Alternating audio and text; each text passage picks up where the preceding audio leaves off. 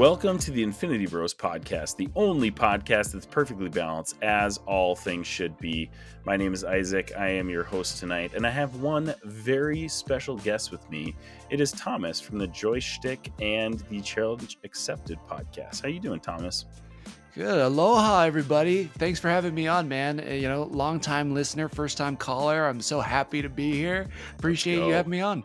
Yeah, it is a pleasure to have you on, and we've interacted many times over social media, and it's just good to finally meet you in person and get to know you and see your face as a real person talking to me instead of seeing clips on social media and stuff like that. So it's absolute pleasure to have you on the show.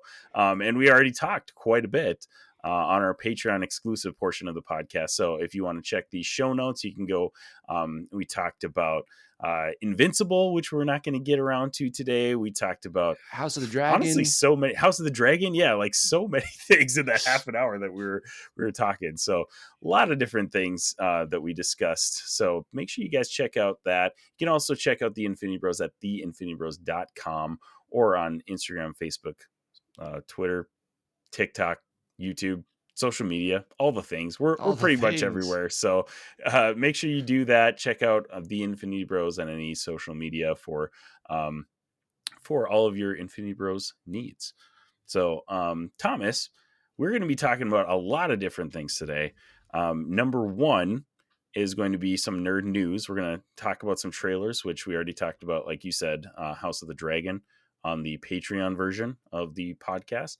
We're going to be talking about some X-Men 97 that just dropped this week. Finally. Oh my gosh. It's been such a long wait for that, I feel like. And it was totally worth it. It's, kind of around 30 years or so. So, for real, just a little bit of a wait. Oh my gosh. Pretty wild. So, and then the last thing we're going to be talking about is the live action Netflix Avatar: The Last Airbender adaptation, which you guys reviewed on your Challenge Accepted podcast as well. So yeah, make sure we'll have links to the show notes for both Challenge Accepted, the Joystick show, where you can hear Thomas reviewing all things pop culture. So Thomas, first of all, tell us a little bit about yourself, what you do on your podcast, and just kind of let us get to know you a little bit. Yeah, thanks, man. So, much like a lot of people, we figured pandemic hobby, we have some funny things to say. We're gaming to each other. Oh, let's record it and turn it into a podcast. Wow, well, this sounds so familiar. It's so right. Yeah, totally. Yeah, and then that's it. We, me and my three friends, we started off with four. One guy has since moved on to live life, but we all started out from Hawaii. I'm born and raised there, and we used to be in an improv group together, but we would just talk about the things we would normally talk about when we weren't recording, what'd you watch? What are you reading? What are you playing? And, that has now become the Joystick show. And it's been just a ton of fun. Luckily for me, I get to get out of all my nerdy geeking things there. And through that, I've got to meet awesome people like you guys and also Frank from Geek Freaks. And from there, we created Challenge Accepted, which is a weekly challenge show, whether it's a TV show or a movie. But on the side of Challenge Accepted, we do immediate reactions to everything. So if you're watching X-Men 97, we do an episode the next day. We just finished Halo, which came out yesterday. The Halo finale for us is dropping today. So if anybody wants kind of updated, right as things come out, that's kind of our specialty over at Challenge Accepted. But everything on Joystick Show is comedy. Our first and foremost thing is comedy. So if you want to just hear the dumbest jokes on some of the pop culture stuff you're watching, well, that's what Joystick Show is for. Sweet. Love that. Yeah. I mean, that sounds so familiar. That sounds like a group of guys who started a podcast over gaming and Fortnite and then moved to become the Infinity Bros. So very similar origins. Yep, exactly. Thanks, dude. And I actually have a very special segment that I did not prepare you for, which all of our guests must go through. It is the Infinity Gauntlet. Are you a heel or a baby face? If you can make any flavor, cheese it. What would it be? Is it pronounced Grogu or Groku? If Keanu Reeves isn't in the movie, can it be star-studded? It's time for the Infinity Gauntlet, here on the Infinity Bros podcast. So our Infinity Gauntlet segment is basically just to kind of get to know you a little bit.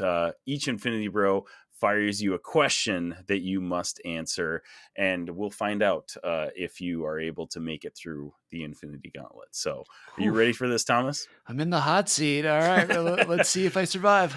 Let's see. All right. Number one, this is from Infinity Bro Mark, and he's kind of known as our spicy question guy. But he gave you a softball to start it off. Okay, So, perfect. would you rather be in the Tremors universe or in the Ghostbusters universe? Oh man, So, if you had to live in one of them, which one would it be? I mean, I gotta go with Ghostbusters. All Like right. the suits, I mean, yeah, Bill Murray, Dan Aykroyd, like, yeah, I just recently watched the Afterlife, preparing for Frozen Empire. What a cool world, man! I want to see like marshmallows come alive. That sounds great. So as a innocent bystander in each of those films or like franchises or whatever, do you think that would be more Oh, it'd be terrifying. annoying or terrifying? Yeah, right. Uh, To be like just ghosts popping up everywhere in Ghostbusters, or to not be able to stand on the ground in Trevor's universe. Yeah, see, that's the thing. Like not being able to stand or drive. I think that's a little worse. Ghosts, Mhm. at least you know that there's somebody out there busting them. They Right. might be able to give you a chance. Plus, like Yeah. the suits are cool. The plasma packs are cool. Like I don't know. That world Yeah. sounds awesome. And like most of the ghosts that you encounter in that universe seem to be like more like nuisances than like actual dangers. So Right. like, hopefully you don't come upon like one of the really bad ones, but like if you see one, maybe it's just like, the Slimer dude that's just like just eating all your food and like messing Yeah, with stuff, Like going through I your don't know. trash. Yeah, it's like You're right. it's either that or like a bad raccoon. I think it's fine. Right, exactly. So yeah, absolutely. I agree with you. Being in Tremors universe would be terrifying. I Ter- would not want to be there. Dude, that movie scared the crap out of me as a kid, so, yeah, I Oh don't know if man. I'm on board with that, Tremors, but we're under the ground. exactly. But Oh yeah, both fantastic movies, though. yeah, absolutely. All right. This one is, so we're talking about X-Men animated series and Avatar, The Last Airbender later. Uh these remaining questions pretty much all have to do with one of those things. So this one's Ooh. for me. If you could revive one animated show from your childhood, what would it be? Oh, man, easy, Gargoyles. I know I know Oh, there's yeah. been talks about it coming back in live action. We did review some episodes on Challenge Accepted, but I loved that cartoon so much, man, and it was ahead of its time, just like X-Men the animated series was. It got into real issues, and the characters were deep, and the action was so cool for the time. Man, bring that back. I mean, they've brought back with the comics, and the comics are good, but like that show, oof, Yeah. that'd be great. And bring it back in like this, like, kind of hand drawn type animation like we're getting with X-Men and X-Men 97. Like, oh, it's so stinking good. That would be amazing. Oh, Totally, totally. I got one random one, and I don't even know if it still holds up as well. But I saw that they're coming back with the toys for the 30th anniversary. Street Sharks. Street I want to see Sharks. Street Sharks Yes. again. Let's go. I feel like you could build on that show a lot more than they even had in the original like run, cuz I don't know. For me anyways, I'm a kid. I was a kid that did not watch a lot of TV. Like the only TV that I watched was like going to my grandma's house and it was like on and stuff like Golden that. Girls or But like something. Golden Girls. No, like we were able to watch like Cartoon Network was kind of our thing. So like we watched a lot of like Scooby Doo and like Johnny Bravo, Dexter's Lab, that kind of stuff. Oh, But like also good. Street Sharks was just a flash in a pan for me. Like I like remember it, but it seems like it was so fleeting, you Mhm. know? So like I feel like that's one that you could really grab onto and be like, yeah, we're gonna like make a pretty amazing like brand new show out of this almost, Yeah. Oh, definitely. I mean, like those characters were so cool, and like Vin Diesel was in Yeah. the original commercial for them. Like that, tell me that all you have to say is Street Sharks are for family, and that guy's there. Like he's Yeah, it. that's the next Fast and Furious movie. Actually, Fast and Furious 11 is a Street Sharks crossover. So, I'd watch it. yeah, yeah. So would we. Um, all right, next two are Avatar questions here. This is from Infinity Bro Zane. If you could bend one food item, what would it be and why? Oh my god, that's a great question. That's a solid one. Let's see, man. The easy answer right off the top of my head is like spaghetti because it's like it's Yeah. long. You could use it for a bunch of things. It's basically a Hmm. rope, but that Right. just seems so boring. I want to do something like crazy, like well, they have rock candy in Avatar. Mm, I'm yeah, gonna go with true. warheads. Ooh, warheads. Okay. That's sour. Being able defeat to your like yeah, defeat your enemies with sour candy. Yep. Mhm. totally. I'm one of those people who can't handle sour stuff at all. That would Really? destroy Okay. me. So yeah, I feel my pain and what I could inflict on people, and I think yeah, warheads would be the answer. Love that one. All right. Last question I have for you here. This is from Infinity Road Jarrett. He says, "What type of bender is Danny DeVito and why?" Oh man, that's so good. Uh, Yeah, because he could either go fire or he could go earth. I don't think of him as a waterbender. I don't think of him as an Hmm. airbender. But No. yeah, some days maybe he's the world's first fire earth bender. I mean, I could Yeah. see him also bending lava I too. can see him bending garbage. I mean, that makes Yeah. sense. I mean, yeah, that's a given. Yeah. No, but I feel like you're right though. I think he does seem like he seems like an earthbender to me. Like, Yeah. what if they just casted Danny DeVito as King Boomy instead of the guy that they did? I mean, Danny DeVito. we'll get into it, but the internet might agree with you. The internet might Yeah, have been it like, might. that would have been a better It might. choice. It might. Yeah, but yeah, I agree with you. Fire and Earth, that sounds like more of a Danny DeVito direction for sure. Right. All right, there you go. You made it through the Infinity Gauntlet. Congratulations, Thomas. Woo! You did Oof. it. My Pass God, with are we flying done? colors, by the way. You got some great answers there. I love those. So Oh man, thank you. Great questions all you around. did Thanks, it. guys. And you can now continue with the rest of this episode of the Infinity Bros podcast. So I made it, Mama. I made it. congratulations. You did it. All right. Next up, we've got some nerd news. Hey Zane, I was looking into getting into this Gunpla thing. There's one called the Unicorn Banshee. What the heck is that all about? Actually, Jarrett, what you're thinking of is RX-0 Unicorn Gundam 2 Banshee, which is from the Mobile Suit Gundam. Actually, you know what? It's time for nerd news.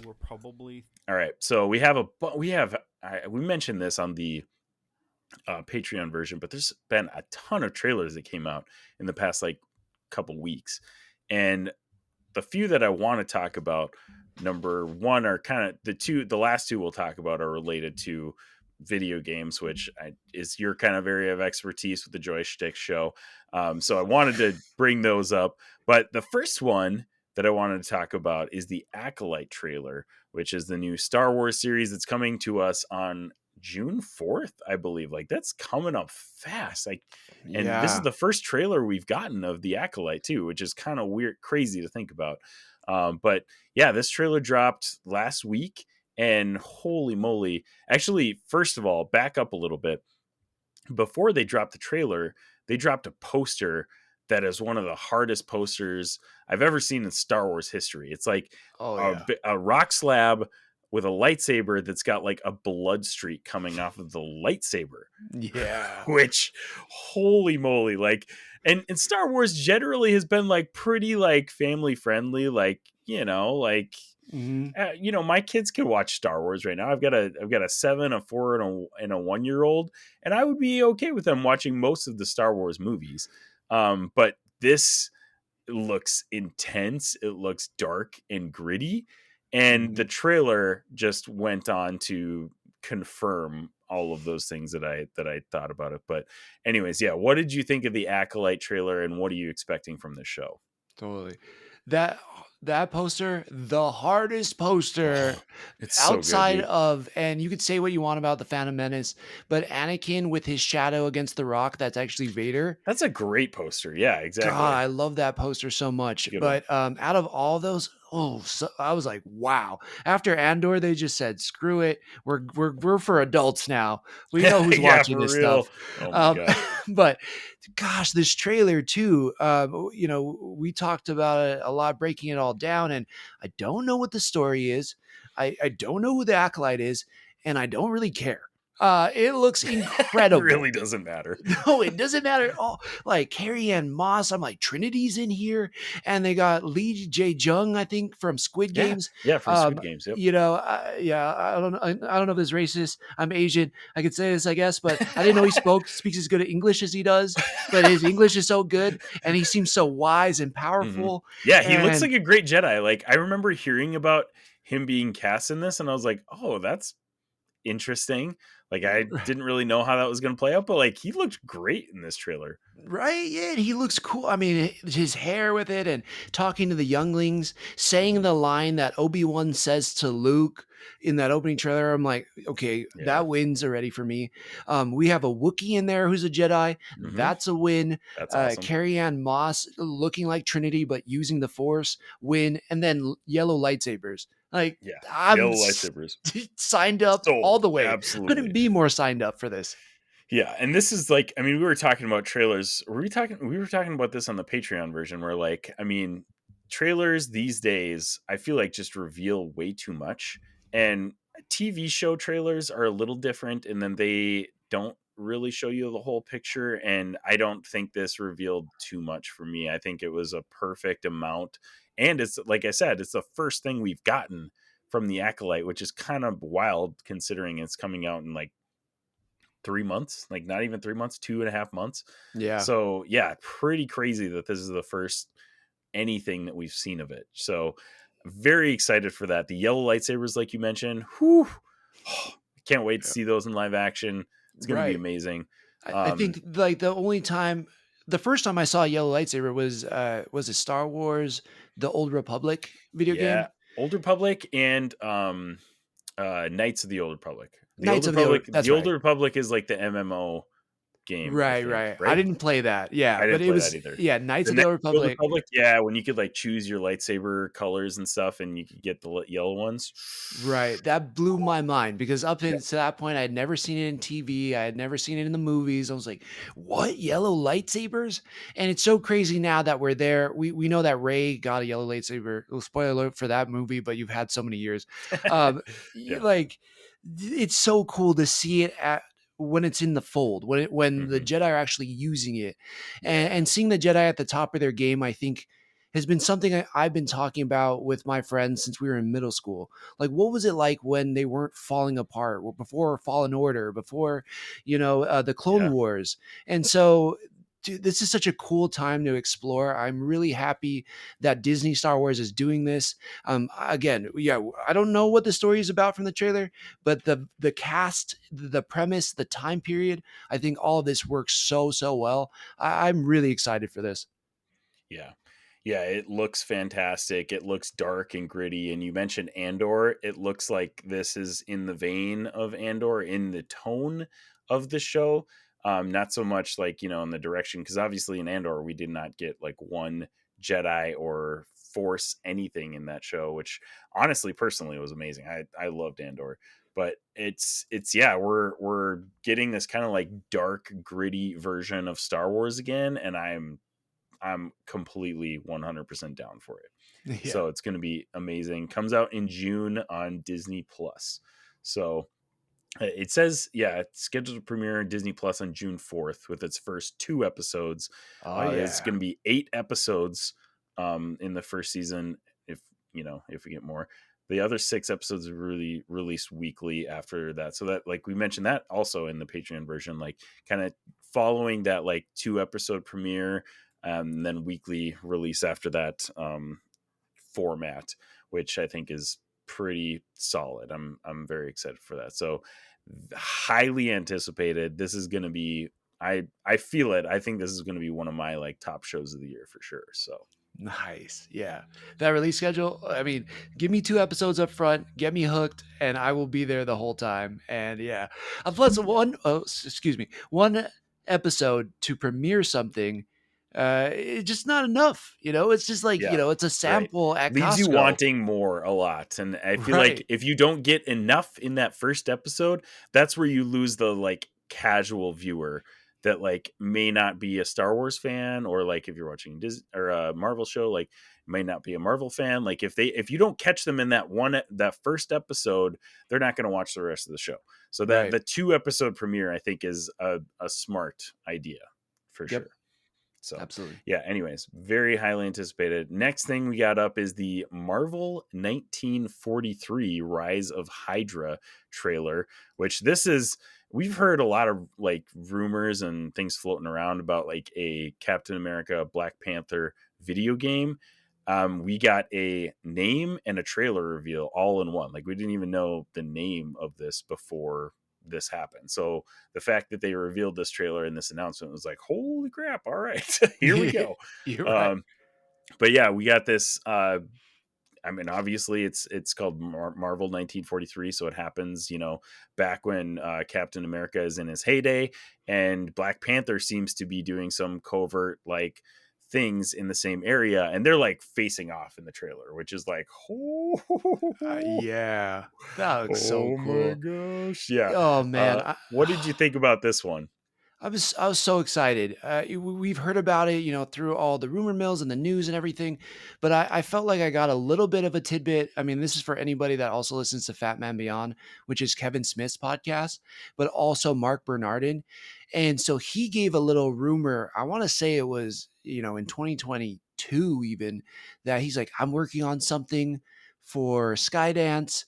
Somebody that I used to work with in TV. They're now the director over this video game company, and I'm helping write the story, and it involves, and I'm pretty sure he said Captain America and Black Panther, and I was like, Yeah. what? Yeah, right? So here we are, 2024, and I'm like, yes, finally. I'm such a huge Mark Bernardin fan. I've luckily been able to meet him a handful of times. He's always so kind. He's so funny. He's so gracious. He's been such an expert too in Hollywood. And so obviously I'm a massive fan. And then when I saw this trailer, I'm like, I get it. I know what you were doing. Like, this story is fantastic. One thing I saw recently was there was a Wolverine and Captain America story from X-Men the animated series that was like a one-off episode in the original the animated series show, and that was so fun. That time period for Captain America before he goes in the ice, before he gets to Hmm. a man out of Right. time, is awesome. I love that we're getting it here. Plus T'Challa's grandpa, I guess. Like, this is gonna be great. Yeah. Yeah. So they say his name a few times in the trailer. It's Azuri. He's apparently the Black Panther of the 1940s, and obviously, with the, like, royal line of succession, you would assume that he's a descendant of T'Challa. So, but yeah, it's Yeah. very interesting. And I mean, he's got what I love about him is, like, you play these other, like, Marvel games, and you always get that Black Panther costume with the cloak. He's got the cloak in this, and oh, I love the cloak on Black Panther. It looks so stinking good. Oh, Yeah, it does. And it's like that short coat too. So it makes sense mhm. when he's running around and jumping and like flipping. Yeah, it's great. I also like the actor, I guess the voice actor for it is in House of the Dragon, the guy that Oh, he okay, does Azuri. Yeah, like, his name's escaping me right now, but gotcha. yeah, that guy, man, Nice. talk about winning. He's winning big Yeah, time. yeah, dude. And the graphics on, obviously, it was a cinematic trailer, so the graphics look phenomenal. I'm Mhm. very curious to see, like, some gameplay from this, because it'll be interesting to see, like, what kind of direction they take it. Is this going to be like, your Captain America, and you're trying to be covert through this whole thing? You're obviously going to have to face off against Black Panther at some point. A lot of questions about this, which I'm fine with. I'm okay with being left in the dark, but the whole concept just seems so different from every other Marvel game that we've gotten, which I think is fantastic. I'm excited to play, like, a different type of Marvel game than we've been getting. No, absolutely. Yeah, it's going to be interesting. I agree with you on the gameplay. Is it going to be a single player story driven game? Are they going to have multiplayer elements? All of that kind of stuff, I guess, is TBD. But Hmm. the one thing I'm curious your thoughts on, because this is my bias showing. To me, now, for some reason, Captain America looks pretty similar to Chris Evans. So it took me a little bit of a second Mm, when I saw Captain America. I was like, I don't know if that's Captain. And then the more you watch the trailer, the more you're like, no, okay, I see it. yeah. But it did take me a little bit of a second. What was your thoughts on seeing Captain America? Yeah, I'm with you, and it does. It definitely feels like this trailer feels like late Captain America, like in the war. He's already been, fighting for years at this point. Mhm. He's experienced in like all of these battles and stuff like that. It felt late, and it, like, you're right. I mean, it definitely resembled Chris Evans. I feel like that's such a that's such a funny uh concept and thing that has happened like recently, because I always go back to how everybody's been fan casting John Krasinski as Mr. Mr. Fantastic, and then Yeah. in the comics he gets a beard and looks almost exactly like John Krasinski in like his most recent runs and stuff like that. I always just think that's hilarious how that happens, Yeah. uh And then they're but yeah, like, here's Pedro Pascal.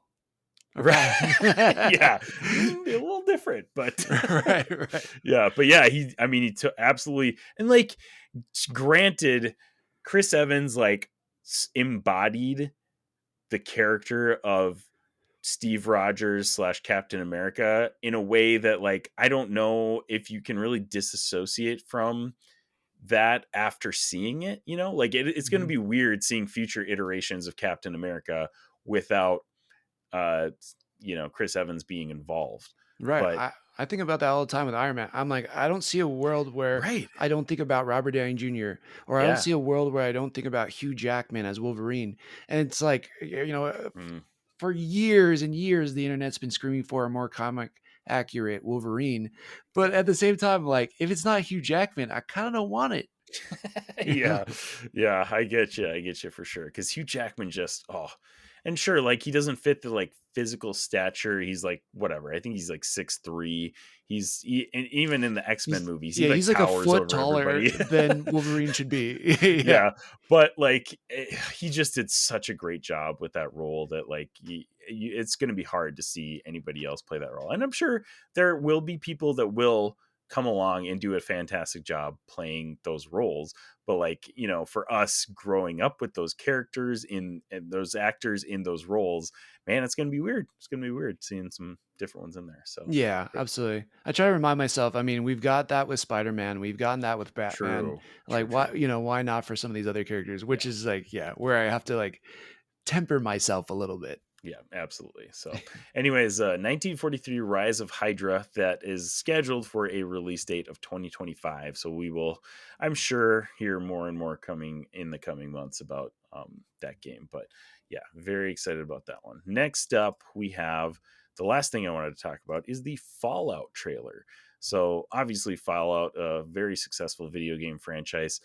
Amazon announced that they are going to be developing a TV series regarding Fallout, and that trailer just dropped last week. And I'm coming at this from a clean perspective because I've played about 20 minutes of the very first Fallout game. I've not Mhm. played Fallout 3, New Vegas, like all the ones that people say like are the best Fallout games. Not played any of that stuff. So like I watched this trailer and I was like, yeah, that looks awesome. Cool. I have no idea what's going on, no idea about any of the characters.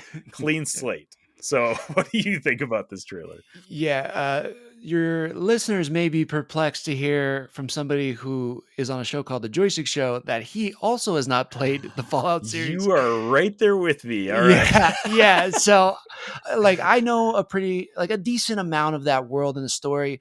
I Mhm. can't remember which game I played, but I did play a little bit of it. I didn't get too far. It was kind of one of those things, just like in passing. But gosh, does this trailer look good? It looks good, man. Yeah.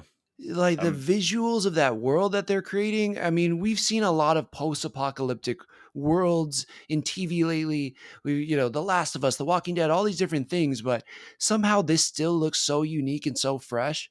And the way it's shot, I mean, God, it looks beautiful. Yeah, is that kind of what you're getting from it too? Yeah, no, I think it looks fantastic. And again, this is coming from somebody who doesn't know almost any of the history of this franchise at all. Um, I know there's been people picking apart the visual aspects of this trailer, and obviously Really? people speculating at the story behind it and stuff like that. But like one thing that I've been hearing people say about this trailer is that the blocking is really weird, like where the actors are standing in reference to the frame and stuff like that. Mhm. And to me, I watched this trailer and I didn't notice any of that. I was like, this looks like a normal trailer for Right. any other TV show that I've ever watched. So I don't really, and I don't come from a film background either, so I can't like speak to the technical aspects of blocking, but like it looked fine to me, so I didn't really have any complaints about it. Right. As somebody who watches way too much TV and movies, the blocking I did not have an issue with. Right. Uh, I don't understand where people are coming from with that. mhm. But then there was also and this was a single frame that I saw somebody post, was that when the big thing shows up in the back, the characters are looking at two different spots. And Huh. to me, that just means that this thing is massive. So they're looking at different spots of this massive thing behind them. So like, I didn't think that was a big deal. Did not notice it at all upon watching the trailer. But that's another thing that people were kind of like picking Huh. about this trailer. So The internet's a wild place, man. yeah. Well, and it's such a internet, like anything can happen on the internet. And it's such a Right. well-loved franchise that I think people are just very cautious and concerned about how this series is going to play out. I know my co-host Robbie on the Infinity Rose podcast, he is a big Fallout guy, and he's been very concerned, especially with the development of Halo by Paramount Mm. Plus, which by all means is not the best adaptation of a video game property for No. TV series. So, but No. this is done by Amazon, and we've gotten some amazing series from Amazon. I don't know, it's going to be different. I'm excited for it. I'll probably watch it, even though again I'm not like great on the source material, but it looks fantastic to me, so I'm excited for it. Yeah, yeah. So going back a little bit, we just kind of finished doing all of the review for Halo, and I completely understand. Like, if you're nervous about Fallout because of what you saw in Halo, like I completely get it. That deviates from Hmm. so many good things about Halo, and it seems like when they should have went left, they went right, or vice versa, however you want to say it. And Hmm. it's very confusing. I understand that, but I also feel like we're at this time now where video game adaptations are becoming so good. Even if it's Sonic, if it's The Last of Us, like you mentioned, like it's all of a sudden becoming a really fantastic time. Gran Turismo, if you haven't watched that, I think that's a fantastic I've movie. heard really good things about that one. I haven't watched it yet, but I've heard good Yeah, things about it. it's way better than it should be. Mhm. And so feels to me like it's falling in line with that. Is it going to be a one-to-one adaptation from the Fallout game? I don't think so at all. I think there's going to be deviations there. But what I'm seeing from it, being kind of a layman and not knowing the source material, God, does it look beautiful? The world looks interesting. I want to learn more about the vaults. I want to learn how, life evolved outside of the vaults. Mhm. This idea of, rather than us going electric, everything stayed nuclear. It's all so fascinating to me, and I think they got a great cast. It looks awesome, and it's weird. If we go back to the blocking, it all seems pretty purposeful. Like everything seems purposeful, so I think it's going to be in the right direction. I don't know. I like it. It looks good. I'm excited about it. Yep, and that is scheduled to be coming out this year. Yeah, I think I'm going to say April 11th. Yeah, April, I think, is what I heard too. Man, if it's April 11th, I get to do a gauntlet for you guys. So, Fallout, the series, is going to be released on April 12th, Oh, 2024. it's one day According off. to reports, all 8 episodes of season 1 will be available at that time. So, you'll be able to binge all of the Fallout series on April 12th, 2024. Wow. Yeah. We are So, not covering that episode by episode, that's for sure. That's going to be a lot to delve into for sure. Yeah. So, That's anyways, my whole that weekend. is our nerd news. Thanks, Thomas, for going over those topics with me. Some very exciting things to look forward to. So, Oh, yeah. all right. Next, we're going to dive into our main topics. And first, I want to give anybody who may be a new listener in the Infinity Bros podcast, we have a special rating system that we'll plug right here. Here on the Infinity Bros podcast, everything is ranked from a 0 to 6 point scale. 0 meaning horrible, and 6 meaning absolutely excellent. If all of the Infinity Bros rank something a 6, it gets an Infinity Step. And we're going to be talking about X-Men 97 and Avatar: The Last Airbender. I will give a spoiler warning, but at first I did want to talk about a few things before we get to that. So we'll go into X-Men 97 right away. Thomas, first of all, before we even get to anything about the X-Men 97, I want to know that your perspective and where you're coming from on X-Men, the animated series, which obviously X-Men 97 is a sequel series to. Did you watch the series growing up? Like, what perspective are you coming at these X-Men 97 premiere from? Oh man, strap in. Let's talk about it. All right. The whole reason I think I'm interested in comic books and comic book movies and superheroes is due to the X-Men, the animated series.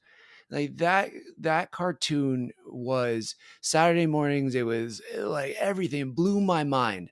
It was where I wanted to collect all the toys. It's where I wanted to start buying comic books. And my mom, growing up, she was a dance teacher, and you can't hang out at the dance studio all day. It's, you're gonna get bored, and so right across the street was a comic book shop. And so when I was just waiting around, I would go through there and rifle through the racks, and I knew the X-Men because of the cartoon. So I would just buy up whatever comics that I thought looked cool, and cover of Beast. Oh, look at this cool one of Gambit. Cyclops at the time, still to this day, is one of my favorite X-Men. He gets a bad rap for being the Boy Scout, but I like the Boy Scouts. I like Captain America. I like Scott. And man, when this got announced coming back, I was like, wow, they're really doing it. Lo and behold, I didn't think it would be as amazing as it is, but it has way exceeded my expectation. I am so I sound like a fanboy, and I am, but I'm so hyped about what they've been able to produce and where this season's going to go. So that's a little tidbit on me with the X-Men. Nice. And I'm coming at it from the complete opposite perspective. Okay. Did not watch the show at all growing up. Like, obviously I've seen like clips and stuff like that on social media. Yeah, the sad Logan with the picture meme. Yeah, absolutely. Yeah, like one of the best memes of all time. So I know about the show. And I grew up watching the animated Spider-Man series, but for whatever reason, I don't even know why, but I never ever got into the X-Men animated series. So I'm coming at this again, clean slate. I was in my head, I was like, I'm going to watch the whole animated series before I watched 97. And I started it out, and I'm going to be completely honest with you, dude. It is dated a big time. Yeah. So I was having a hard time getting through those and I think it maybe is just that first season too. They just had to get some footing. It gets better throughout the series, and the finale of the original X-Men animated series is phenomenal. And I was tearing up in that finale. That was how good it was. So it definitely gets better, but holy moly, that first season, I was like, what am I getting myself into? Yeah, right it might as well be stop motion here. What are we doing? But you're totally right. The animation is dated. I think some of the dialogue also is a little cringy and dated too. But and one of my buddies pointed out too that it's so funny going back and watching that, because some of the voice acting, and I always think of Rogue and Professor X, when they scream, I don't know what they told these voice actors. just like get the weirdest sounding scream that you can when Yeah, you yeah. do that. Cause like Rogue scream, especially, like she's got the weirdest screams that you can Yeah, like yeah. I imagine. want you It's to just like, shriek like there's a bear chasing you in a cave, right. Like and then and then we'll what is she record that. thinking? Just going through this voice animation or Yeah. voice acting. But Shout that out was, to Lenore Zan though. She's really a yeah. sweet person, Oh yeah. and like she is Rogue's voice though. Like if I read a comic of Rogue's there, I read it hearing her voice in my mind.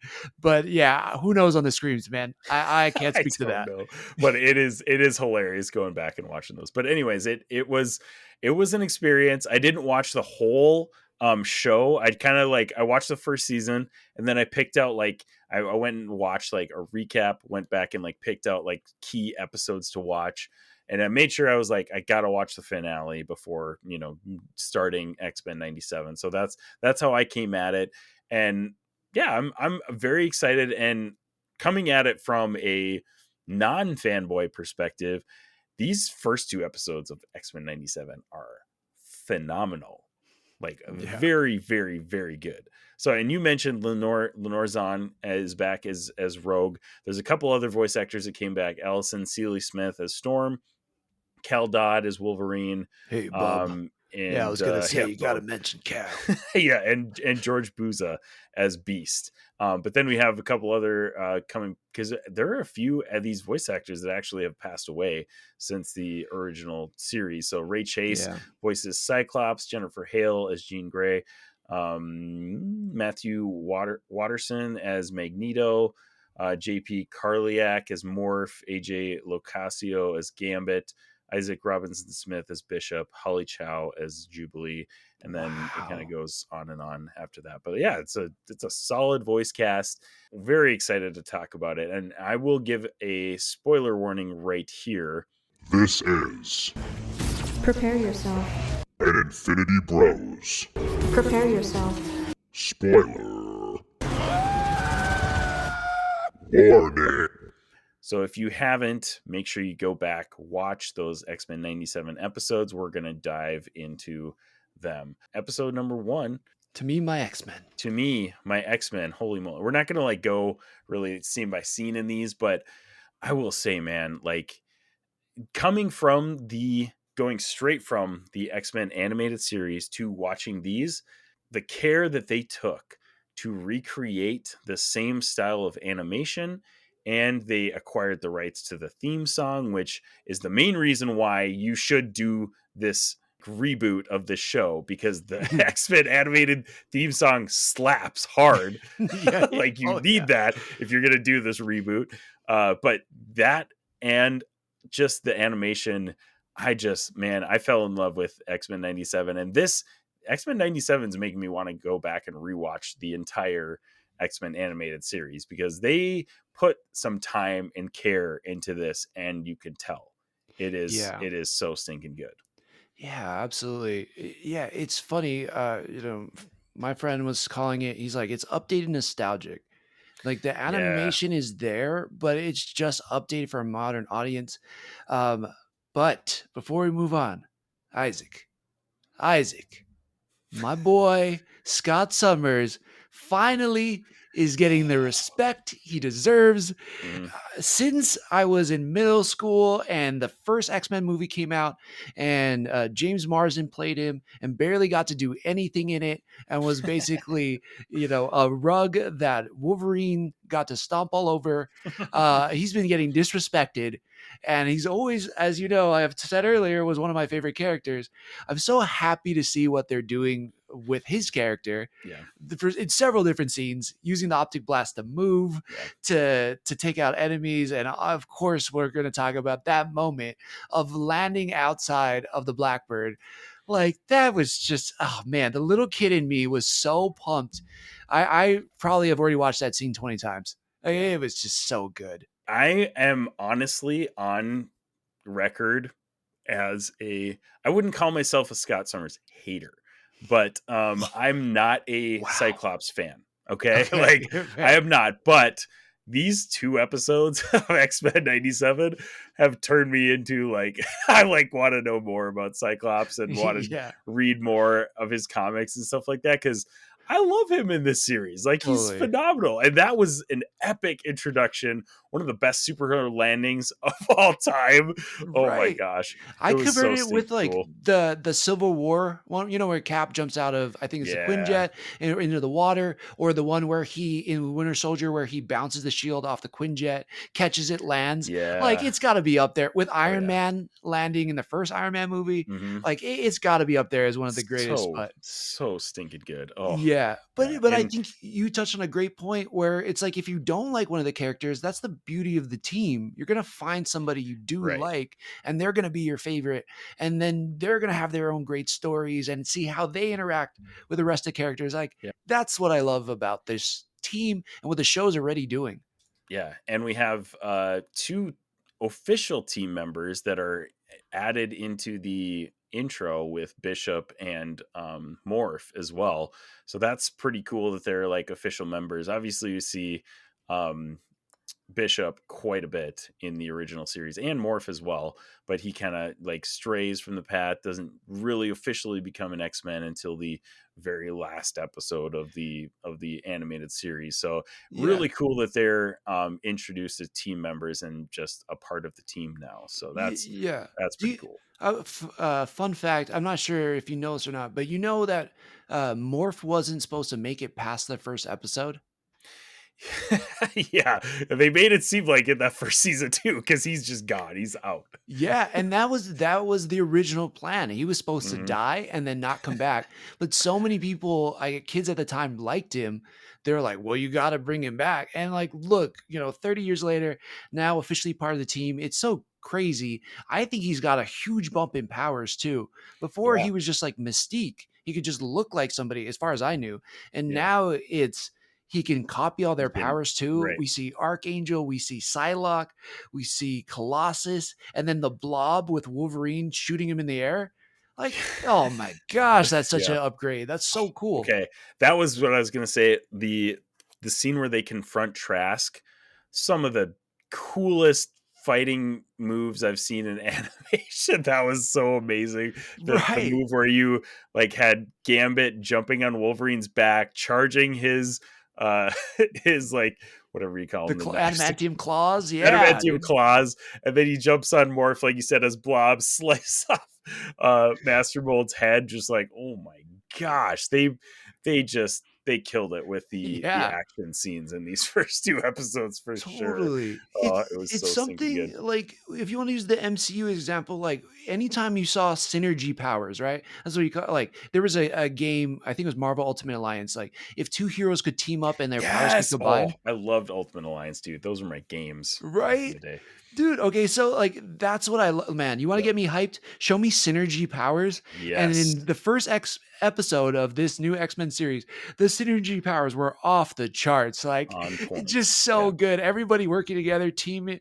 They all had their own individual moments. Like I don't know if Beast can flip a Sentinel. I kind of don't care, but I do want to see him puppet it and then Yeah. do combos on people. Right? Yeah, and What I the was heck? like, holy moly, they got me on board. Mhm. Like, yeah, I'm way too hyped about these episodes. Our Avatar talk is going to sound way more boring after X-Men, but Yeah, probably. but I was blown away, man. I Mhm. just thought those were so cool.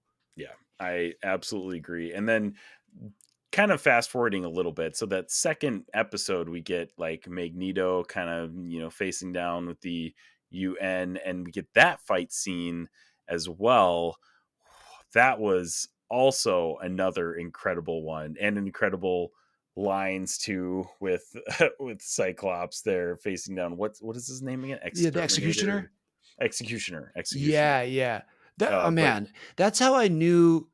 Weirdly, like I mean, besides Jean being pregnant, which is it really Jean? We'll find out next week. But I mean, that's a very mature concept, I think, to bring in to a children's cartoon. But also, like in the second episode, he gets hit in the face by the executioner and he starts bleeding. And I don't remember Yeah. there ever being any blood in the animated series. I don't know if they were allowed to do it. They weren't allowed to talk about any World War II things, I think, in the animated series. So you can tell that this is definitely updated. They know people like us who maybe have watched it when they were growing up are coming back so excited about it, and they gave us a little bit of something in these episodes that's like, if it's not too violent for your kids, Mhm. they could possibly watch it, but also like you can watch it and enjoy it. And I appreciate Right. the heck out of it, man. Yeah. Oh man, I was like, And wow, it is rated so good. TV PG, which I would assume that the first animated series would be rated like TV YA at this point, like which is like that's like 7 and under, I think, is the TV ratings, but PG is like Okay. the next step up basically. So Mhm. yeah, they definitely took it a little step further, and I think they definitely are paying some homage to the original fans of the series and stuff like that. But it is so fun too to see that they kept the 90s vibe with all when they're doing the basketball scene. Oh Oh, yeah. it's so funny. They've all got their midriff like cut There, off shirts yeah. and everything. There was a lot of cut off shirts in that scene. A That's lot of for cut off sure. shirts. Some high Fantastic. shorts and a lot of neon. Hmm. Yeah, I'm actually looking at Storm's outfit right now. She's got the like pink like midriff shirt. She's got the long compression shorts that almost go down to her knees, and then her Yeah. shorts are like short shorts. It's just like, yes, this is so 90s, and I love it. Totally. It's Yeah. amazing. They even like gave Gambit that moment too, where it's like, all right, I see what you're doing with Gambit. Okay, you're making teenage girls a little too excited here. Relax. Yeah, yeah, exactly. Yeah, but I mean, hey, he's got to reprise his role as like the heartthrob of the animated series, so just got to keep that rolling. I'm here Uh, for it. Do it up. and Logan too is just shirtless in that scene. Like he doesn't, everybody's got Right. the midriff shirts, and then there's Logan just doesn't have a shirt on. It's like, oh, okay, yeah, that Yeah. tracks. Right, right. But oh my Harry is god, all can be too. It's oh perfect. yeah, Yeah, absolutely. It's perfect. But yeah, and I mean, so we mentioned before that you've got a few of those voice actors returning. Allison Seeley Smith as Storm, and Cal Dodd as Wolverine, Lenore Zahn as Rogue, and George Buza as Beast. Like those guys coming back, uh, it means everything to this series. And I think even Kevin Feige had a stipulation like, there's two things that we need for this series. Like, I won't greenlight this series unless, number one, I get the animated theme song back. And number two, we get some of the returning voice actors back. So the fact that they could round up as many voice actors as possible to come back and voice these characters is pretty amazing. Yeah, man. And this is a little inside baseball. This last LA Comic Con, I sat in on the X-Men panel and also got to talk to Lenore Zan at her booth. And she was saying, she's like, hey guys, X-Men 97 is coming back. And I was like, so what do you think? Like, you think people are going to be happy? And she's like, I can't say too much at that time. She couldn't. But she's like, I've already recorded a lot of my lines. I've looked through the script, and I think fans are going to be really, really pleased with it. She's like, we have some fun stuff in store. We were thinking about you guys and what they were able to do with deepening these stories for these characters. She's like, I hope people are really happy. I was really happy with what they did with Rogue. And for me, I'm like, I see it. Even that little relationship tidbit between Magneto and Rogue, and then Gambit kind of hanging out on the outside. I was Yeah, like, wow, that's right. kind of heartbreaking. I know they're really diving into. I think you mentioned it before, but like the mature themes that like kind of started in the animated series, but like because it was such a kid show, they like didn't delve into those issues or anything like that. I feel like they're definitely going to do a deeper dive into those kind of things. Definitely a more mature tone Right. in Yeah. this show, Things have changed since the 90s. And I think right? we can have maybe more honest conversations or maybe show things, maybe too much sometimes. But I think, yeah, maybe more honest in some ways. I don't think they're going to try to deviate from it being for kids. But I think they also know people like us, again, are trying to watch it. And, Mhm. we have adult TV we can watch, House of the Dragon, The Last of Us. They have to Yeah. bring in some of those elements. We kind of talked about The Boys too, and I felt like there was even some of that boys influence where it's not all fun and games and it's all happy. There's some kind of dark moments in here. Right. Gene talking to Storm about like, what if my kid, is normal, which I Yeah. kind of secretly want. What if Right. he's a mutant? And it's like, that's a kind of deep concept, I think, Right. to bring up in a cartoon, but I appreciate that they're going for it, Right. And you definitely have the allegory of like the mutants, kind of being the odd man out, like the other race type of thing in the animated series. And that Mhm. becomes a main theme.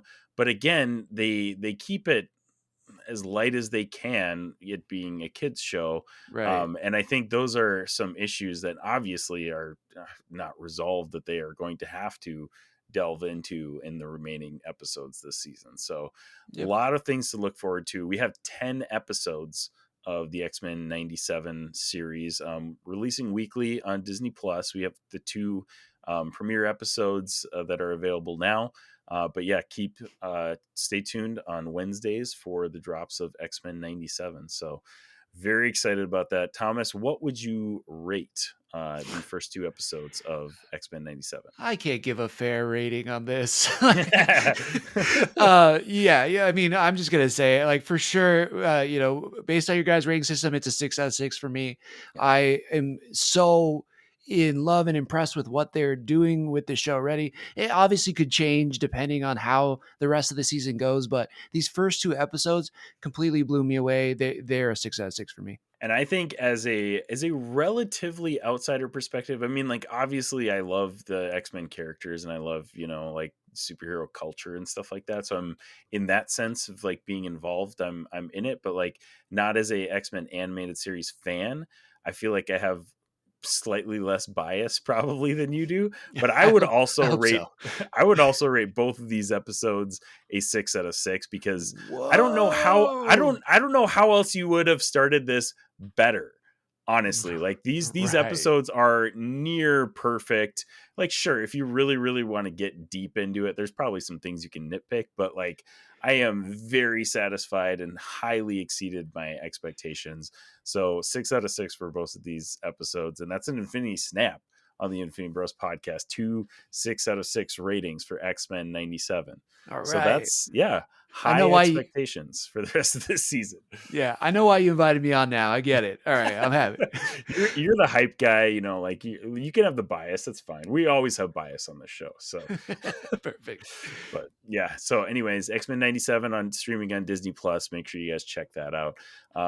Next thing we're going to talk about is Avatar, the Last Airbender on the live action show on Netflix. So I want to do a similar thing here. Like, where are you coming at this show from? Like, when did you watch the animated series? Like, and what were your feelings kind of coming into this like animated to live action transition? So I originally watched the show back in the early 2000s. I think it came out. Instantly in love with it. I thought the characters were incredible. Like Aang, so sweet and so burdened with power and responsibility. The way they played with Katara and Sokka's relationship, and the way they worked as a trio, and the world they created, and the characters, and the mishmash of animals. All that stuff was so freaking cool to me. And yeah, I was so excited about the live action too. And so I will say, like, I love the live action, and maybe that's too much of a spoiler already, but I felt like I was missing a little bit of the nuance I got from the cartoon, and that's probably more on me than it is on the live action, because I think what they did in it was incredible still. The actors, the way they showed the bending, the way they also brought everything to live action, all that's so good. But I feel like the cartoon, or I would call it like an American anime, is it wasn't exactly where I wanted it to be, if that made sense. Although I do love what they did with it and excited to see season 2. I think I'm coming at it from a somewhat similar perspective. Like I obviously I didn't watch the show when it came out, but I watched it when I was in college. So like before we knew that all this, live action stuff was going to happen. And I fell in love with the show. It's phenomenal. Like probably one of my favorite animated shows of all time. It's so stinking good. And coming into it, I have been I guess I would say a pushback on live action. I'm just, to me, it's like if you're adapting a property that already is good on its own merit, like what's the point? Sure, there are some good things that you can glean out of it, but at the same time, if you're not going to create something that is at least on par or tells a different perspective or something than the original product, then like just just leave it alone. So coming Yeah, for into sure. this, It feels like a cash grab, right? A little bit. right, yeah, You're that's like, what it seemed like to me. And because the original animated series is so good, I was like, yeah, I'm sure, absolutely, I'm gonna watch it. I'm still gonna pay money to see this, yeah, but I already got but Netflix. I'm there. yeah, exactly. But at the same time, I'm like, why do we need this? And yeah, I don't know, man. I had a weird vibe about it going in. My expectations were not super high, although, coming into it from Netflix, which, they apparently did a great job with the One Piece live action adaptation. Infinity Robbie's got rave reviews about He- the live action version of that. yeah, he's I have right. not watched that or seen any of the anime One Piece either, so I had really no like reference to base that on. But I was like, all right, okay, so maybe they can do a good job with an adaptation of another animated show. Right. Yeah, I think the One Piece is a great comparison. I was trying so hard not to do that because I was like, there's two different properties, completely different things. Like, it's not fair. But I think it was so unexpected how good the One Piece live action show was like, oh, okay, Netflix knows what they're doing here. Right. And it's not saying that they didn't do that with the live action one, but I think there was some nuance in the relationships and how the story developed that I don't know if it perfectly transitioned from the anime to the live action. But I still, again, I think it's 100% worth the watch, and there's Mhm. still so much to appreciate about it. Yeah, especially if you're a fan of Avatar: The Last Airbender, I think it's absolutely worth a watch. I feel like if you're coming at it from an angle of like you haven't seen the animated show, I don't know if that would really grab your attention. Maybe if it would, I hope it drives you to the original animated series, because in my opinion, the animated series is so much better than the live action. So Yeah. I would say, okay, we're going to get into it a little bit here. So here's your kind of like official spoiler warning for Avatar: The Last Airbender. Yeah, man, okay, so I mentioned in my kind of like no spoiler review there that like I kept thinking like, why do we need this? And honestly, that's what I kept thinking throughout the whole watching of this show too. Every episode I was like, yeah, there are some cool things. They did some things that were fun to watch, but at the same time I was like, the animated show did this every single thing better. So I Yeah. just don't understand why this show is needed. I agree with you, man. Because the actors do a great job. It's so cool seeing all the bending in live action. I really did dig that. I thought Yeah. that the wind bending or the air bending was awesome. I thought that all the bending actually looked fantastic. Mhm. But again, for me, it's the nuance. It was like Sokka's is there. Like I see his character, but he's not quite there. And it's Mhm. like I see Aang, I see what they're going for it, but it's not quite Aang.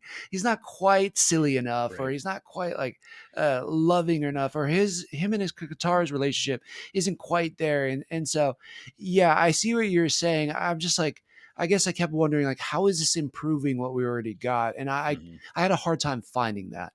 Yeah. But again, what they were able to create, I think, is amazing because it looks awesome. It's nothing like M. Night Shyamalan's movie. Like there's, like That's there's that's so the many. positive part about it. It's not like that. Right, right.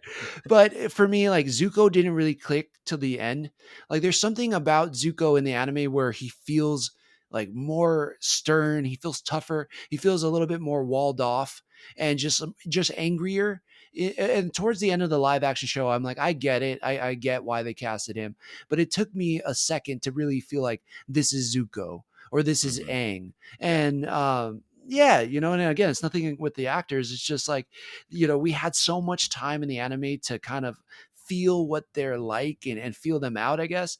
And the Right. actors only had 8 episodes. And yeah, I guess I wonder what they were adding. You mentioned that the actors did I mean, a great job. And I think they did what they were told to do. Like they did a good job of doing what the showrunners, the writers wanted them to do.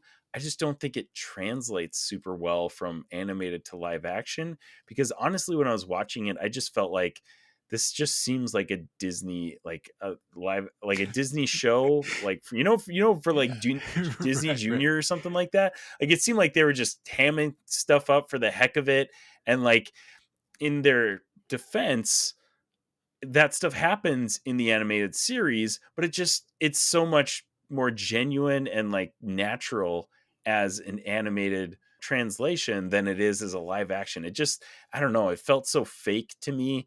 And Mhm. I think the actors did a fine job. And to be fair, Sokka was like the one I was like, this guy like reminds me of his Yeah. animated counterpart. Like I can get the Sokka vibes coming Mhm. off of him, but like Katara and Aang, I don't know, man. There's just something about them, and they didn't. I didn't feel like there was a ton of like chemistry like clicking between them, which is the best part of the animated series is them getting to know each other and their relationship forming over the course of that Right. series. And part of that is probably there's 8 episodes and we just don't get to see that breathe enough. True. And then part of the animated series that's so fun is all of these little side quests that they go on. And you just can't do that when you have only 8 episodes to, get this show done. So they had to cut out a lot of those little side quest fun things. And those are all character developing moments for those characters. Like one specifically was the whole Sokka being like sexist angle, like Yeah. in the animated series, like he's like, oh no, girls can't do that. And then they go to the waterbending tribe and they kind of have that same attitude. And it's this massive character building moment for Sokka, and he grows from it. And we, obviously he's kind of just like in general better in the live action show on that front. Like Mhm. he's not as sexist as he is originally, but we don't get to see that character growth like we did in the animated series. You're so right. Yeah, this is like, yeah, I feel weird saying this is what I'm trying to say, but it's like I'm not for sexism. I don't think it's great. I don't think it's awesome by any means. Right. I don't like But want more sexism, yeah, but right. I do But want my characters to learn from that sexism. So but yes, thank you. And I felt like in that episode, I think it was the Kyoshi Warrior episode. Can't even get Mhm. it out now. Right. Um, there's something that feels missing by it. Yeah. It's like this is a lesson Sokka learns that I shouldn't do this. I shouldn't discount somebody because they're a girl. Like I had Yeah. so much to learn from Suki and she was the better warrior. Like they do show it, but I think it diminishes the growth of his character because they Yeah. took it out. Right. There's not really a relationship between, at least not romantically, between Katara and Aang. And Hmm. I get maybe that could be kind of weird, but the fact that he does have a crush on her, it's that first crush, and that it kind of changes the way he looks at her, but also she's his waterbending master is a Hmm. kind of a big thing. So I felt Right. like that was a little lacking in their relationship. So yeah, it's just these little tidbit things where they just kind of shortcutted it a little bit that I think does pay dividends to how you feel about the characters later on. I do want to give credit to, I mean, so I just list off the cast here. So Gordon Cormier plays Aang, Kyo Tio plays Katara, Ian Ousley plays Sokka, Dallas Liu, Prince Zuko, Paul Sun Hyung Lee plays Uncle Iroh.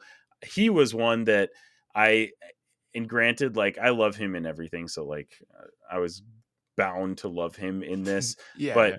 and he still does have that like Disney Channel like vibe about him. He's just hamming everything up, Mhm. which got on my nerves a little bit. But the relationship between him and Prince Zuko in this series actually is really great, and I love how their relationship develops. Definitely slightly differently than the animated series. Like, I mean, you can kind of see it right off the bat in the show, whereas like the animated series takes a little bit more time to kind of develop that relationship. But yeah, their relationship was probably one of the best parts of the show for me. I just love seeing them together on screen anytime. Yeah.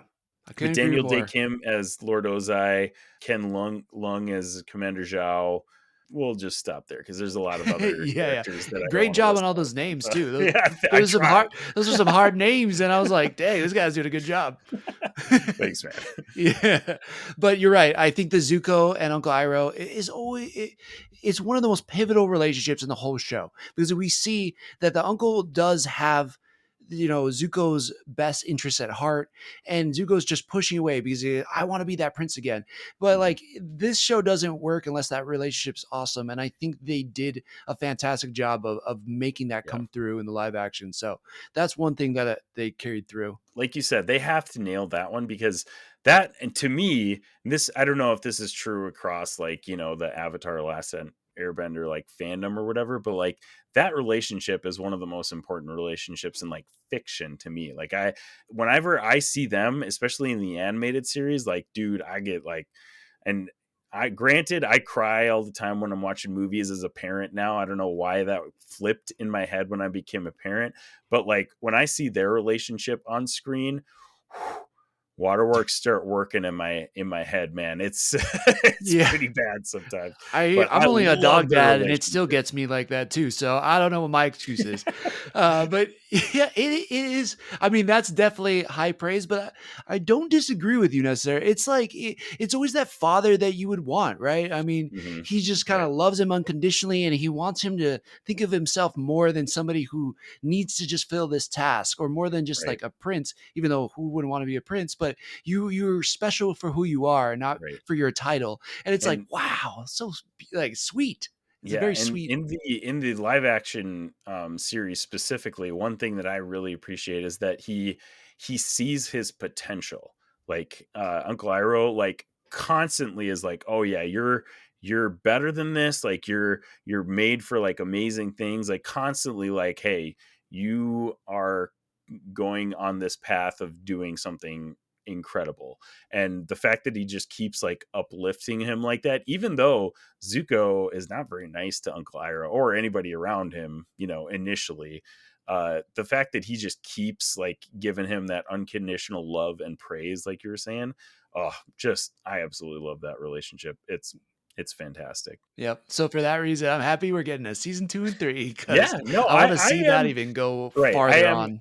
excited to see season 2 and 3, even though like this show, I don't know if I would say it was a disappointment, but it definitely didn't like meet my expectations as to like what I wanted for a live action series, even though I guess I didn't want a live action series in the first place anyways. So I don't know if I can even really say that, but It's one of but those they on podcast realizations, you're like, yeah, wait, I didn't want that anyway, right, exactly. but we got it.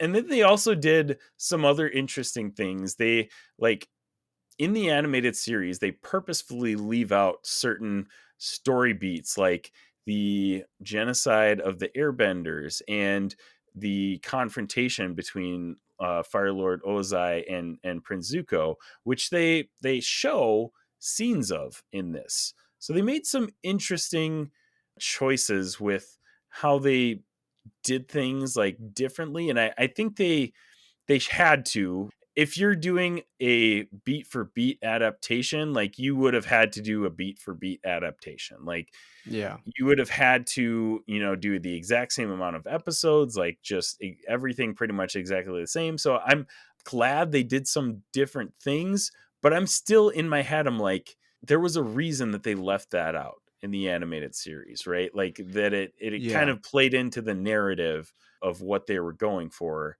And I don't know if it benefited the show. I don't think it necessarily didn't benefit the show, but I can't really make up in my mind if it was a good thing that they did those changes or not, you Right. know? Can I throw this out there? Oh yeah, go for it. So yeah, I agree. I liked those scenes, and they were really cool. They were badass action. It was awesome. But what I think the issue with that though is it took away from the main characters that we're trying to learn about. Now all of a sudden you're cutting into time that could have been with Aang and Katara, or Aang and Sokka, Right. or Sokka and Katara. Like that was the only part where you're like, the relationships aren't vibing yet because we haven't had enough time with them. So as cool as Yeah. those scenes were, we're losing that.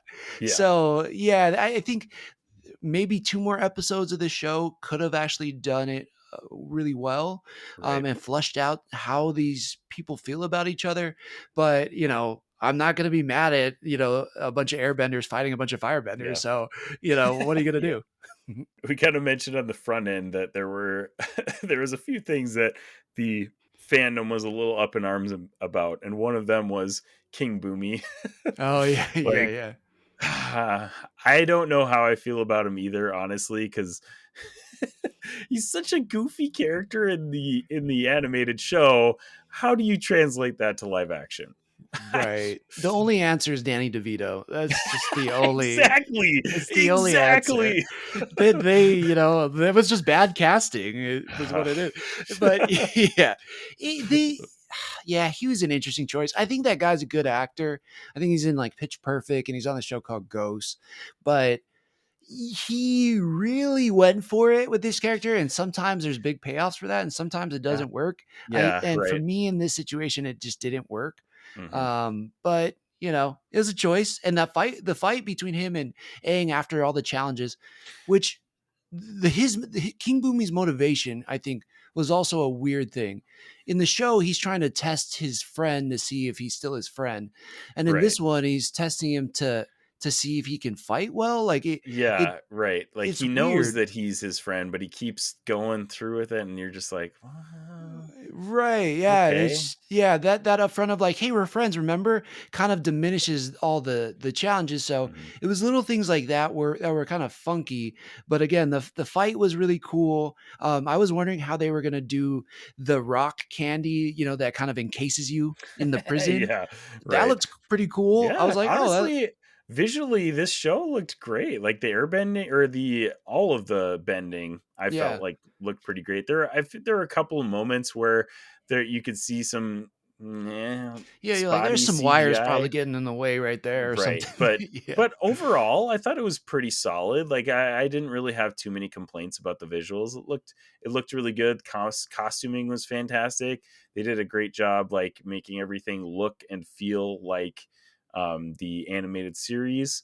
There's a lot of good things about the show, but I think overall they just they probably could have used more episodes. We've talked about that already, and I just, again, keep going back to, like, did this really need to be made? Yeah. Honestly, which is maybe a bad perspective to keep going back to, but, like, I'll enjoy this for what it is. But if I'm going back to something that I really enjoy, I'm going to go back and watch the animated series. Yeah, I think that's a super fair critique, and I think I'm right there with you. I'm just excited for this young cast that they get to come back and do it again. But the animated series, I think for me, is always going to be Yeah. it's going to edge it out just by Yeah, a little bit. absolutely. Yeah, and you mentioned they're coming back. I mean, they got Netflix renewed for season 2 and 3, or book 2 and 3 in the animated series. So we'll get to see Aang continue on his journey of learning all of the elements. And this is another thing I thought too, like, the bonkers finale of the animated series. Like, how the heck are they going to translate that into live action? Like, oh man, that final fight between Aang and Fire Lord Ozai is just, wow, crazy. Right. Yeah, So I don't it'll know how be they're gonna do interesting to see how they handle the rest of this series. that. Totally. But What did you think about how they handled the end of this season in the live action compared to the animation? I'm looking back at it, and because I binged the whole animated series, some of the endings of the books are probably real fuzzy to me. So I They're can't really blending pinpoint, together. like, exactly where they end and where they start and stuff like that. But I think Gotcha. overall they did an all right job of, like, kind of, the timeline of the season and stuff like that. And they ended it on a pretty good note that I'm excited to watch more. Yeah, agreed. I think, again, some motivations were a little off and some things were kind of out of order. Some things were omitted. But all in all, I'm like, they got the main beats of it and was pretty cool to see that water Godzilla. So, Yeah. Well, you know, yeah, exactly. The Water Godzilla was fantastic. And they did do some cool things, like with the spirit world dude that stole people's faces. What's his name? yeah, I forget his From what I name, but remember, like I just something face stealer, I'm pretty sure. that one was freaky, and I thought they did a really good job of that in the live action. Wish they could have spent more time on that because that was a really cool episode. Yeah. But I thought that one was probably my like favorite part of the season. And then, like you said, the Water Godzilla at the end of the season was pretty phenomenal. So Yeah, and they all in all, I think they did a pretty good job. Yeah, I'm excited to see where it goes in season 2 and 3. I think these kids are only going to become better actors. They're going to yeah. grow. They obviously have proven themselves through a season 1. So hopefully, I mean, again, we talked visually. Everything looks really good. I also want to shout out Momo, and Appa. I thought they did a Yeah. really good job with that. You can't do an adaptation of Avatar without Momo and Appa. They True. got to be involved somehow. Yeah. Yeah. All right. So, moment of truth. What was your rating of season 1 of Avatar: The Last Airbender? Let's see. It's funny. I was like, I'm pretty sure I'm gonna say 5, but after our conversation, I want to say 4.5. Okay. And yeah, again, this is no slight on it. I think everybody should still watch it. It's just missing some of that charm of the cartoon for me. What about Yeah. you? I'm with you there. I was kind of going back and forth between 4 and 4.5, and I'm going to settle on 4. So I definitely some missed opportunities, still some cool things that they did, and it was absolutely enjoyable. I'm definitely going to keep watching this show, which is more than I could say for, other shows that I've rated a 3.54 in that like range. There definitely is some that I'm like, do I bother keep watching the show? This one's one that I will continue to watch because I think it was much more enjoyable than your just like, typical average show. Yeah, I'll tell you what. We just finished Halo season 2, and it was definitely better than Halo season 2. So, yes it was. And actually we actually have Frank from Geek Freaks coming on to talk about Halo season 2, the next episode that we're releasing. So man. It'll be interesting. We'll have some good conversation.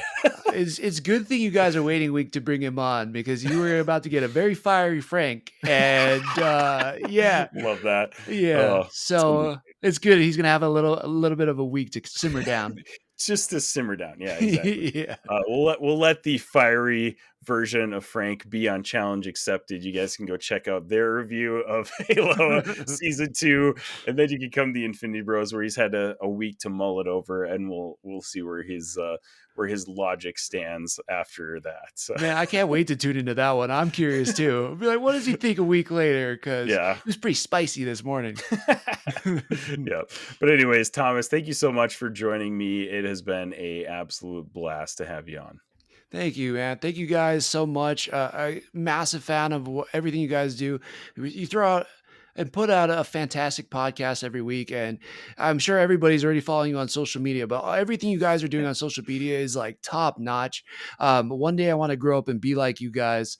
So thank you so much for having me on. I really, really appreciate it. Yeah. And speaking of social media, where can we find you on social media? Yeah, thanks, man. So you can find us at The Joystick Show, JoyStickShow, Joystick Show, for the comedy pop culture podcast. And then if you want to hang with us on the Challenge Accepted podcast and challenge us to movies or shows or see day after reviews or breakdowns, you can find us at Challenge Accepted Live on all the social media. Love it. Yeah, definitely check those guys out. We will have links in the show notes as well. So yeah, once again, Thomas, thanks. It's been a blast, man. Thank you. Hello, everybody. And yeah, mahalo to the Infinity Bros podcast. This was fun. And wherever you're listening, however you're listening, thank you so much for making us a part of your podcast experience. You can check out the Infinity Bros at theinfinitybros.com, any major podcast platform or any social media. We love you 3000. Have a great day. Bye. Thanks for tuning in to the Infinity Bros podcast. You can find the Infinity Bros on Twitter, Instagram, Facebook, TikTok, Twitch, and YouTube at The Infinity Bros. You can also check out our website at theinfinitybros.com for links, reviews, and sweet merch. Feel free to send us listener feedback via social media or email at infinitybrospodcast@gmail.com.